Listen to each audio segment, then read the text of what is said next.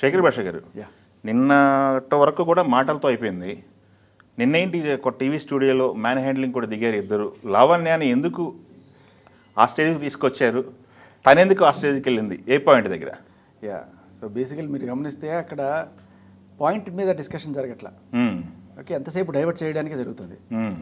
ఒక్కసారి నేను ఆ ప్రీతి అండ్ ఉదయ్ అని పేరు చెప్పగానే ముసుగు తీసేసి అసలు రంగులు బయటకు వచ్చేసాయి. ఆ మొహం మీరు గమనిస్తే కంప్లీట్గా రెడ్ హ్యాండెడ్గా దొరికిపోయిన ఫేస్ వెంటనే అక్కడి నుంచి ఎంత తొందరగా ఎలా బయటపడాలని ఆలోచిస్తుంది. వెంటనే మెసేజ్ పెడితే నాకు తెలిసి దిలీప్ శంకర్ గారికి పెడితే సార్ ఇప్పుడు ఏం చేయాలి ఎలా తప్పించుకోవాలంటే ఏదో డ్రామా చేయాలి అనుకున్నట్టున్నారు. మొత్తానికి చెప్పి ఇసిరేసింది.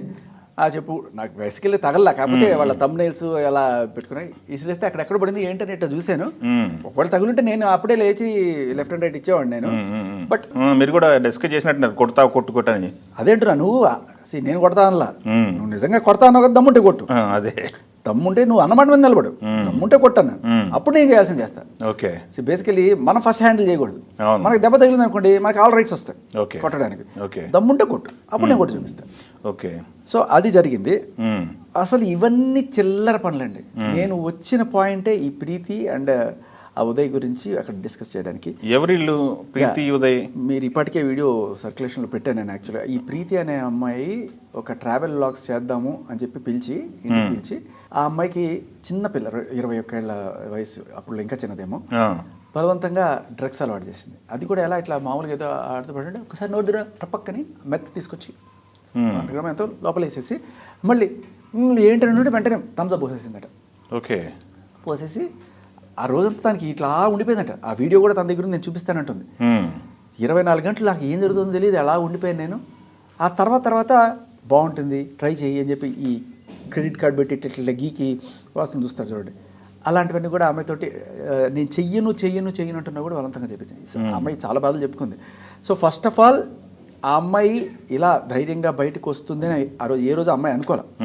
నేను వస్తోంది అని చెప్పినప్పుడు అప్పటికే రంగులు మారిపోయినాయి. ఓకే, అవునా రమ్మను ఏమంట, అప్పటికి ధైర్యం ప్రదర్శించింది. తర్వాత ఎప్పుడైతే నేను కాల్ తీసుకున్నాను, అప్పుడు ఆ అమ్మాయి అంటే ఆ కోపంలో ఆ వివేకం పనిచేయలేదో ఏమో మరి, మొత్తానికి ప్రీతి సంగతి ఆవిడ చెప్పింది. అంటే she could have just said అంటే this is any other voice, ఎవరో పెయిడ్ ఆర్టిస్ట్ని తీసుకొచ్చి నువ్వు మాట్లాడిస్తున్నావేమో అని అని ఉండొచ్చు. ఇన్నాళ్ళు నన్ను అంటుంది కదా పెయిడ్ ఆర్టిస్ట్. ఆవిడ కొంచెం తెలివి ఉపయోగించుంటే అలా అని ఉండొచ్చు. ఆవిడ ఎవరో నాకు తెలియదు అని ఉండొచ్చు. బట్ ఆవిడ అనలా, దాంట్లో పనిచేయాలి. ఆ ప్రీతి నా దగ్గరికి వచ్చిందని చెప్పింది, 3-4 సార్లు కలిసిందని చెప్పింది, ప్రీతి నన్ను అక్క అని పిలుస్తుందని చెప్పింది, వాళ్ళకి సంబంధం ఉందని అది ప్రీతి వాయిస్ అని కూడా గుర్తుపట్టింది. ఓకే, వెంటనే ఫోన్ తీసి ప్రీతి నా గురించి ఏం మాట్లాడిందో చూపించని చెప్పి ఆ కాల్ కూడా వినిపించింది. ప్రీతికి ఆవిడకి సంభాషణ ఆవిడే వినిపించింది. So that establishes the Priti and Lavanya connection by her own means. ఆవిడే ఒప్పుకున్న కాల్ ఒకటి వినిపించింది. ఆవిడ ఏదో చెప్పడానికి ట్రై చేసినా కూడా మనకి అదొక సాక్ష్యంగా పరిగణించవచ్చు మనం. ఓకే, ఆవిడ ఒప్పుకొని అథెంటిసిటీ ఇచ్చిన వాయిస్ ప్రీతి. ఇప్పుడు ప్రీతి చెప్పేది వినండి అని చెప్పి నేను ఇప్పుడు నాట్ ఎనీ అదర్ వాయిస్ ఆవిడ చెప్పుకొచ్చింది. అంత ఇప్పుడప్పుడు ఇంకా అయిపోయింది. అంతటితో ఆగకుండా అంటే సగమే చెప్తుంది, ఈ లోపలే రచ్చ ఆయన దిలీప్ శంకర్ వచ్చేస్తారు, ఆయన అన్పార్లమెంటరీ లాంగ్వేజ్ మాట్లాడుతుంటారు, ఈవిడ వచ్చేస్తుంది, ఈవిడ చంద్రముఖి కాంచన అన్నీ వచ్చేస్తున్నాయి.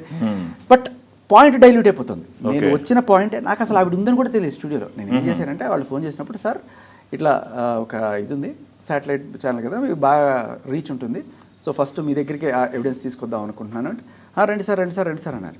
తేడా చూస్తే అక్కడ ఈవిని కూర్చోబెట్టి వాళ్ళ బేసికలీ వాళ్ళ ప్లానే వేరే ఉండే. నాకు అది అర్థం కాదు.